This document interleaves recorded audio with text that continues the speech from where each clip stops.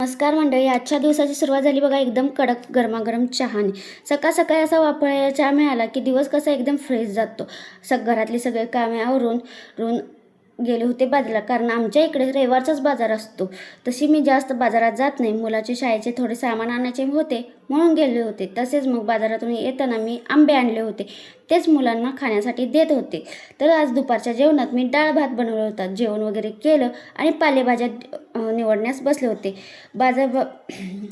भाजीपाला सगळं स्वच्छ डब्यामध्ये भरून ठेवण्याचं काम माझं सुरू झालं. तो आठवड्याभराची तयारी करून ठेवली की ऐनवेळी स्वयंपाकाचा अजिबात ताण येत नाही. हे सगळं व्यवस्थित फ्रीजमध्ये लावून घेतलं आणि रात्रीच्या जेवणामध्ये भाकरी, भेंडी, कैरी नारळाची चटणी, मसुराची आमटी अशी बनवलेली होती. मग काय, असा गेला बघा माझा आजचा दिवस. तर माझा व्हिडिओ आवडल्यास लाईक, फॉलो, शेअर, कमेंट करा. थँक्यू.